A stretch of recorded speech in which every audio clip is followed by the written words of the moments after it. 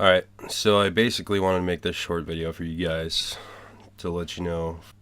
Basically, yesterday I finished the 30 pack completely, and my partition decided to shit out on me.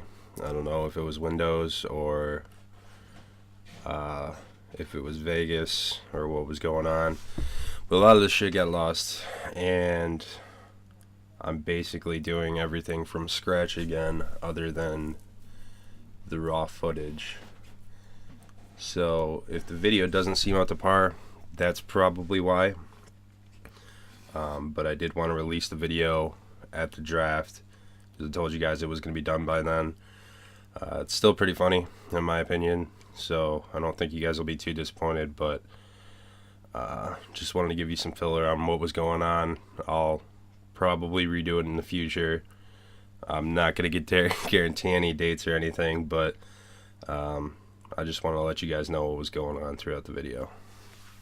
This Bush League 30 pack is brought to you by Fleshlight. Fleshlight, go fuck yourself.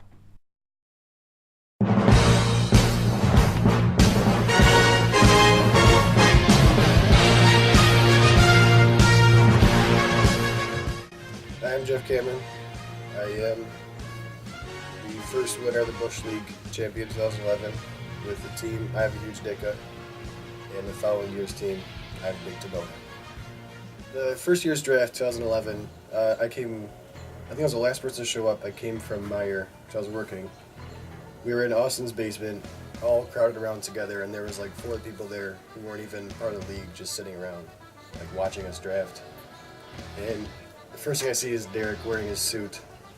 Just all professional dressed, and everyone else is wearing like sweatpants and sandals and not caring.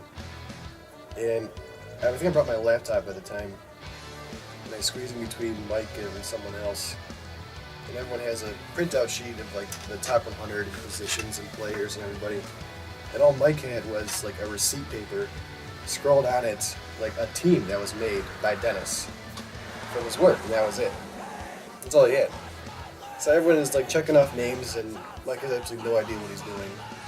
And like, when the draft is going on, he's crossing out names on the list that he couldn't get because someone already picked that person, until a point where he had literally nobody left in round 2, and he had no idea what to do. He's like looking at my screen and picking someone's sheet up and reading off their sheet and trying to find the next person.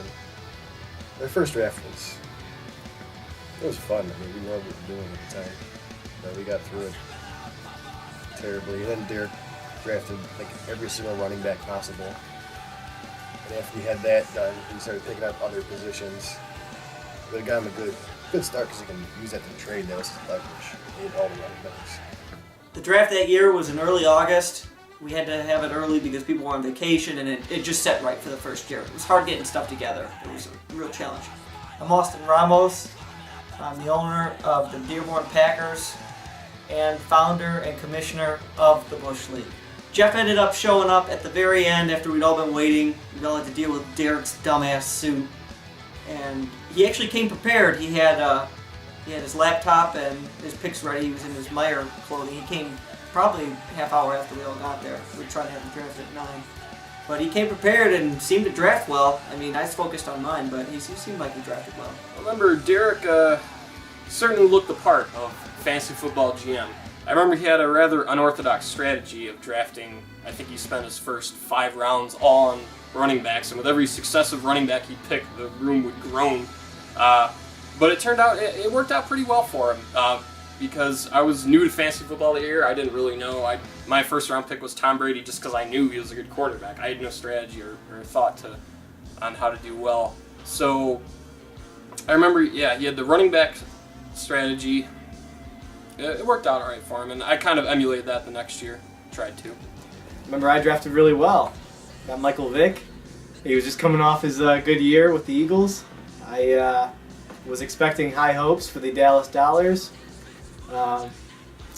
Came with the suit. Came looking good, but wasn't meant to be, I guess. We're hanging out in Austin. basement when Austin, Your house smells like shit. and it smelled like doo-doo the entire time. It was awful. Yes, it smelled like shit in your house, Austin. Your house is terrible. But we managed to pack everyone in there, and remember Mike showed up completely unprepared. He had like a receipt that he got from Dennis at work, had like 5 names on it. They're all gone by the first round, so I don't know what his strategy was from that point on. Derek showed up, he was wearing a suit, he had a binder with all sorts of lists on it. I don't know, he had stats, he was very prepared. Didn't turn out too well for him apparently. Derek suit, smelly basement, pissing in the backyard. That's it. Nothing else. Most people showed up relatively prepared. I had a laptop, Austin had one, TJ had one, Jeff even had one. Everyone was ready, but not Mike. I just kind of rolled in with a receipt. I had receipt paper from work. Asked Dennis a few choice players that I might want to go for early on. That was about all I had. Ended up doing the entire draft on a smartphone and a receipt. I remember Derek's suit. Remember Austin. house. How it kind of smelled like doo-doo. But no, I don't remember anything about Jeff's draft. Week 1 was a good start from 2011 season. Beat Jordan, mostly with Jordan's Drew, who I picked up much than we wanted because he was coming off of an injury. And he ended up working out pretty well for the rest of the season. The start of the season was interesting with everybody. Jeff ended up playing Jordan with it was an alright game. I was surprised. It was division rivalry right away, and that was big because if you played the division rival and they beat you twice, and you had the same record, I mean, Jeff would have been done against him. But he ended up beating Jordan, and that was a huge off the ball win. Week 2 though, when he played TJ, he just got destroyed. Just absolutely demolished, and that was a division rival too, and that didn't fare well. He was pretty upset about that, but Week 2, TJ beat me 50 points. All of his members scored at least above 10, except for one. Mike Williams scored 0, and I just didn't do well enough. Week 2 to beat TJ, who was a powerhouse at the time. All right, Week 5, beat Mike barely by 4. Adrian Peterson did pretty hot that game and kind of set a lot of the tone for the rest of the season. He was just broke out, and everyone kind of saw with Jones, Drew, and Peterson I was doing pretty well with my running backs. Week 5, Jeff played Mike, and that was interesting because they both had solid records going into it, and Jeff got the better of him, even though his running back, Scott Chandler, had no points, absolutely none. And he ended up beating him 95-91, and that was the surprise of the week. I mean, I think the most points that week, but if I recall correctly. But it was good. After that, he had his AP streak from week 6 through 8, where Adrian Peterson was getting him 30 points a game. That was unheard of. AP just lit it up until he at least got injured in the later weeks. But while he had him, man, he was just tanking through. Yeah, 7 and 8, I was on a winning streak. Scoring over 100 points each game. Adrian Peterson still doing well. Jones Drew doing well. Everything was looking pretty good. And around that time, there was news of Tim Tebow starting. So I decided to pick him up for week 10. Week 10, he played me. I was pissed. Bunch of bullshit that it was. My guys took. What am I gonna do? Bullshit. I beat Austin pretty much with Tim Tebow. I picked him up because he was first starting NFL, and I figured he's going to try to do his best on his first game. And since everyone hated Tim Tebow, I thought it was a good idea to pick him up and to beat everybody with Tim Tebow as best as I could. Week 13 rolled around. I was scraping the walls trying to get into the playoffs. It was either Jeff wins and I lose and he go, or I win and I go. It was that simple. And I was working with Mike at the time, and he's the Hufflepuff Badgers, and I told him, I go, look, here's your options. My team is mediocre at best. Jeff's team is a tank. You face him in the first round, or you face me. Who do you want to play? He goes, well, I'd rather play you. Go then sit your players, because I'm not going to do that. Go, why not? I go, it's better for you. Well, that's collusion. It's not collusion. I'm suggesting that you sit your good players and let me go into the playoffs and lose to you, because I'm not going to win. And when you look at the points, Mike would have beat me. I would have got in. I would have lost, and Mike would have been in the championship against TJ. Would have lost to TJ. No, I think would have won to TJ. But he wouldn't do it. And Jeff could have been done right then and there if Mike would have just not been an idiot and sat his guys. I tied Dale week 13 because we scored the exact same amount of points. At the time, we didn't have a procedure to do with ties, so we decided just to keep the tie and keep going. First round of playoffs against Mike, he was favored to win the championship even in round one. He was 10-4 going into it. I was going in 7-5-1. And beating him by 30, I think it was, really upset Mike especially. It was pretty satisfying to beat Mike in round one. Championship game was going to be good. We were all excited about it.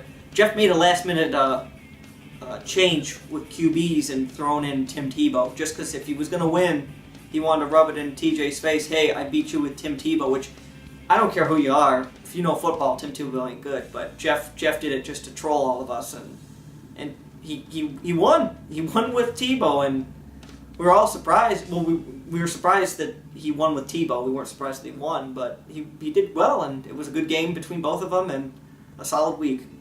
I remember being amazed that both of them made it that far, to be honest. I remember being, I'm not gonna lie, I was pretty bitter. Pretty bitter that year. And the next year. I'm pretty bitter. Going against TJ in the championship round, I knew I was going to beat him because he wasn't doing well and his team wasn't performing. So just to kind of seal the deal, I threw in Tebow as my quarterback, just to make sure that if I did win, I beat him with Tebow. Now, with this being the first season, obviously there's going to be some kinks to work out. With anything in life, there would be collusion, backstabbing, friendship, and heartbreak. Due to a misunderstanding, this would bring upon the league's first debacle that no one even remembers. You mean the playoff? I think I know what you mean. The playoff debacle where people thought that there was an extra week, and the playoff started a week earlier than, like, basically just Mike knew. You gotta pay attention. You gotta pay attention. There's no controversy. Everyone always wants to talk about that stupid ass playoff debacle. It's not my fault that nobody remembers anything. That's why we have to put everything in writing now. Because all these idiots, cut that out. Cut the idiots part out. You could do that, right? Anyway, the other league members were complaining that I had the playoffs come too early. We ended week 13, and then we'd only have 2 weeks of playoffs, so we'd have 2 extra weeks, 16 and 17. Like, Jeff didn't even notice. I don't think he even noticed. He was just happy that the playoffs came and that he was in it. But everybody else was complaining, and that was my bad rep as a commissioner. And I don't think it was that big of a deal, but it was to everybody else since no one else paid attention until the end when they noticed it. There was something about the weeks that it ended early. Everybody was pretty upset. At the time, I wasn't paying attention, and I was in the playoffs, so I didn't care. Playoff debacle. I remember Commissioner Austin. I remember he was trying to change the rules around, and I wasn't very happy about it. Remember that. Otherwise, not too much, honestly. It's a while ago. I remember it was terrible. It was a botched season. Should be an asterisk on the trophy. It's just a debacle. Moving back to Jeff, he had just become the league's first champion. So obviously the next logical step would be rubbing it in the wounds of the fallen league members who just couldn't seem to produce that year. Jeff was just awful with his off-season gloating. I mean, I like people saying, like, Dale doesn't do it enough now, but Jeff was at any point, oh, you need a beer? Yes, get the champion a beer, kind of thing. It was good though. I enjoyed it. It was just he let you know you were the champ. Unbearable. I almost deleted my Facebook. I could not stand it. It's one thing for a man to celebrate greatness, and he has every right to do so. But at what cost of my own feelings? How did I feel about him winning? I came so close.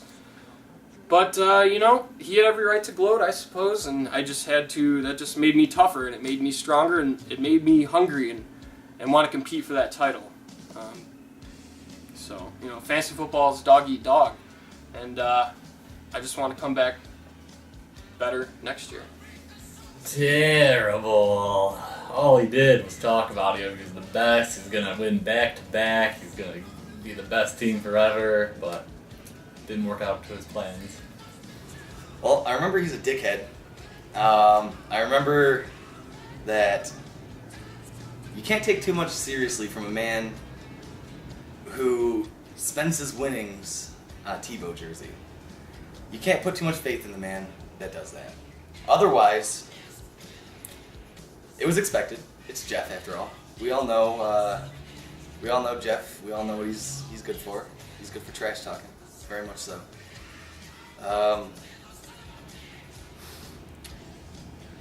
Can't say I would do any different, though. Can't blame the man. The off season, I don't think I was gloating too much. I was crown champion. I was given a trophy. I got a jersey. I think it was adequate, if not too little. So there you have it. The league's first champion at his all-time high. The only thing that could possibly stop him is the following season. Season 2 was interesting. We got rid of Chung because, well, we thought, sorry Chung, we didn't think you actually paid attention. We hadn't heard from him. What the fuck? Derek didn't watch shit. I watched everything. And he pleaded and he begged for his position back. What the hell? We had a friend of mine that I worked with, Joe, and we finally got Chris and Chinny in to expand it to 10-man, and You know, I wasn't surprised when I got the invite for the second season. You know, it seemed like the league needed a lot of talent, and I feel that I brought that to the table. You know, season 1 I was kind of disappointed that I didn't get the invite, but you know, what can you do? They wanted to feel it out, see what they could do for themselves, and you know, brought in the big boys after that. Season 2 moved from 8-man to 10. We dropped Chung from 2011, picked up Chris, Anthony, and Austin's friend Joe. Didn't work out, Joe. We had to move the draft to Silky's instead of Austin's basement because he was in the middle of his move from his mom's house to his new house. So, hanging out at Silky's, had a lot of beer. We expanded from an 8 to a 10-man league, which made it a more difficult draft. There was not as many stud players on every team. It was weird because we didn't have David, because for some reason we decided to kick him out. Motherfuckers kicked me out. Didn't make sense to me, but Austin thought we had this awesome guy coming in, not very good. And Jeff decided it was a good idea to draft 3 QBs, 2 of which being quarterbacks on the Jets, Sanchez and Tebow. Somehow he managed to pull together a decent team out of that, though. Second season draft, Silkies. Did it Silkies? I remember the Wi-Fi was ass. I remember my favorite moment was drafting myself, Massaquoi, in the final round because I just didn't give a fuck anymore. I was drunk at that point. I remember it being very, very cool though. I feel like we had a good time. TJ did the wrote it all down on the top with the thing, and we were taping it around the room. That was pretty cool. I remember the taking a shot. You owe a shot if you fuck up, if you choose someone that's already been chosen. I think I owed 1 at the end. Chinny owed like 12. I don't really remember. Second year's draft, well, after Jeff won the Bush League, we had to go through an entire summer of him gloating and basically saying, I'm going to win this again. It was easy. Press the easy button. Boom. Second year in a row. He's gonna make a dynasty or whatever. So we get to the draft. Remember earlier in the day he was threatening to draft Drew Brees? Probably just to troll me. I don't know why. but he ended up going with Arian Foster, first pick. So I'm thinking in my mind, maybe he really does know what he's doing, because that's a solid, any expert will say Arian Foster is going to be a solid pick, especially since AP was injured. So Arian Foster is first pick, solid. But then later in the draft, started getting a bit weird, where he drafted some solid first choices, but I think he drafted Tim Tebow and Mark Sanchez, several other players, I think a Robert Meacham or something like that, and I'm a Saints fan, and I wouldn't even draft Robert Meacham. Just several weird picks. It seemed like he was saying to himself, I know what I'm doing. Don't worry about it. Picking a solid team here. So, but, obviously he was the champ, so we gave him the benefit of the doubt. We all the power rankings to begin the season put him as one of the upper echelon teams. Don't give a fuck. They kicked me out. The fuck? And, week 1 comes around. He loses to Jordan. I don't think anyone really made a big deal out of that, because Jordan's team was pretty good. Anyone can lose a game. It didn't lose by that much. So we said, all right, champ loses first game, whatever, it's cool. Second game rolls around. It's him versus Chinny. Now Chinny, it's a hapless expansion franchise. No one expects him to win a game.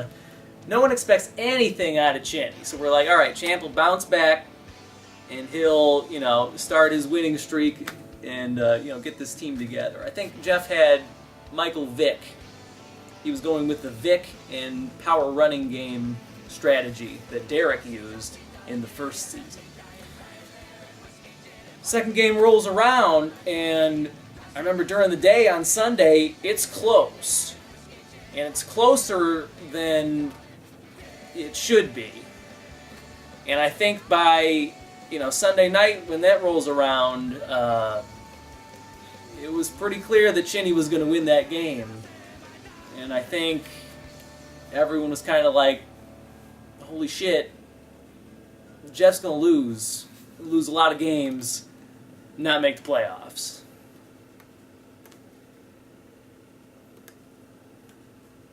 And Jeff lost a lot of games that year.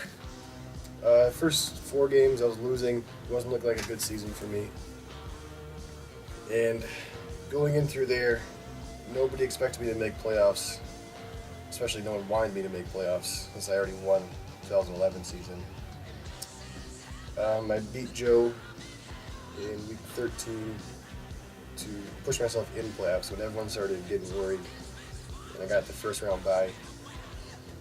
Round 2, I beat Chris by 2 points. And that's when everybody kind of started looking at me the entire time. No one cared who else was winning or playing. All they cared about was me getting beaten and not getting into the championship game at all.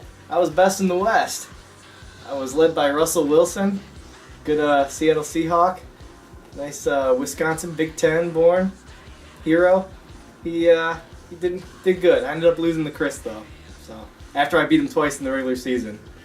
And then I remember there was prospects for Jeff the repeat, which I was actually, I don't know if I was in the majority or minority, but I actually wanted him to repeat against my own kin.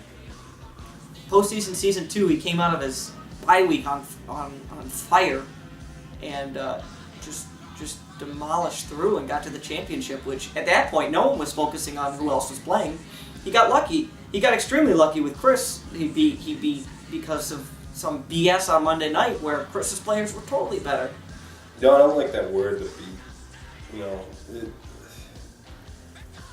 It was disappointing to me.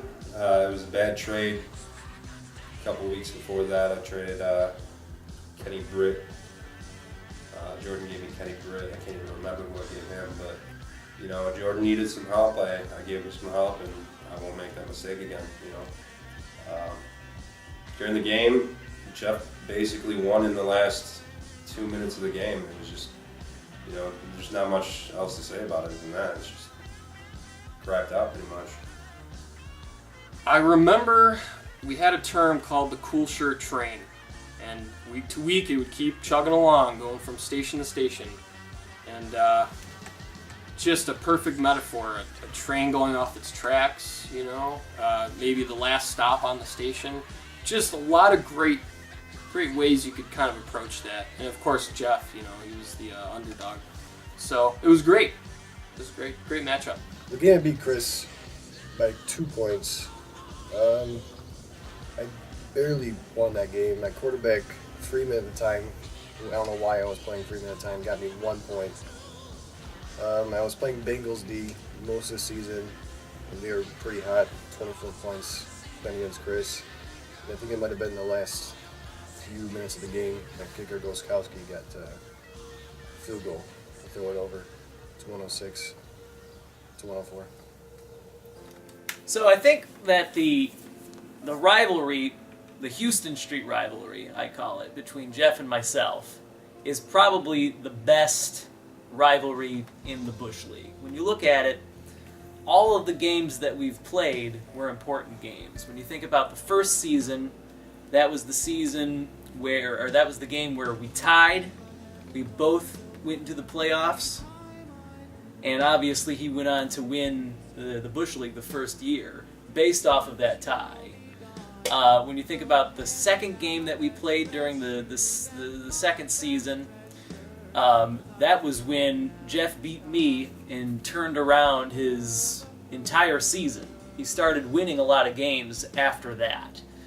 And then obviously the Bush League Championship, where I defeated him and, you know, won the Bush League for the second year, that was an important game. So all of these games were important, and I can't wait to play them first week of the 2013 season. Championship game, the only reason Jeff blew it was because his guys didn't perform for him. Owen Daniels had 2 points, Arian Foster had nothing, and RG3 only had 13 points that game. I mean, the NFL was getting ready for the playoffs, but Arian Foster was having 10-point plus games every week for the entire season. Now he decides to screw up? Didn't make sense. Jeff was the leader in that, and he was favored for a while, but Arian Foster just not even a point. The game was close, but he ended up losing and blowing it. But it was a good series.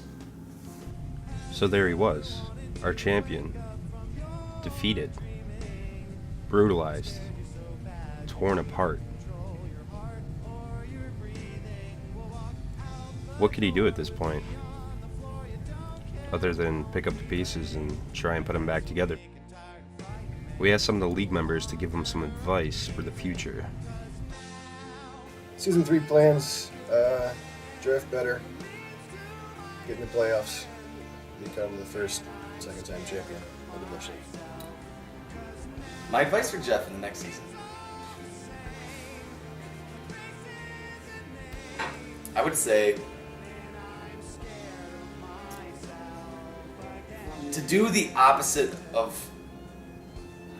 I can't really say that, because I would say do the opposite of what you think, but it seems to work out for him. So honestly, keep doing what you're doing, I guess, if you want to keep winning. I don't know how it works, but then again, I don't know how I have the best record, so I don't deserve it. Neither does he, so whatever. Do what you're doing. That's what I'm planning on doing. Jeff's next season, well, let's see. He's not in my division, so I guess do his due diligence, prepare for the draft well, and beat all the East people, because he's not good enough to beat the West. That's for sure. To suck a dick. What do you give to a guy like Jeff? He does his own thing. You can't really give him any advice. You try and help people out, and some people just don't listen. It's like he's got his own thing going on, and he works for a little bit, and sometimes the best they just have to fall sometimes. Jeff is extremely confident in his season 3. I don't see him not coming out like a bull. Just like the perennial playoff winners like him, Mike, and Dale. It was just they're gonna make it again as long as they keep making the same moves. I mean, he wants that another jersey. And he wants to hold on for that goddamn trophy for another year. And I'll tell you right now, most of the league don't want to see a returning champ. But if anyone can do it, it's probably him. So TJ, what advice would you have for Jeff next year? Well, I tell him, don't let the loss get you down, and keep studying your strategy over the off season, and you have a good team. Jeff's not someone I'd wag my tail at, TJ, what are your plans for the off season? Well, I'm kind of licking my wounds from this last season, but I'm gonna take my own advice and not let it get me down. I'm gonna go on maybe some fantasy football calculator, do some mock drafts, maybe read a little NFL Insider, try and get some information that'll help me next year's draft. And other than that, I'm just gonna wear my dog shirt with pride whenever you guys want me to. You may have noticed one person in particular missing from this video. Unfortunately, with his unbelievably busy schedule, Chinny was unavailable for a video interview. Luckily, we were able to reach him for a brief voice conference. So Chinny, how do you think you'll fare against the other members in the upcoming season? I don't know, man. I'm just here for the beer and to look at guys mostly. So do you have any plans moving forward in the next draft? Mostly just sucking dick and taking my shirt off for Facebook pictures. So there you guys have it, the first 30 pack. I hope you guys enjoyed, and hopefully this can be a new thing that we can do each year. Really appreciate all you guys' help and everybody's input, and we'll see you guys next year.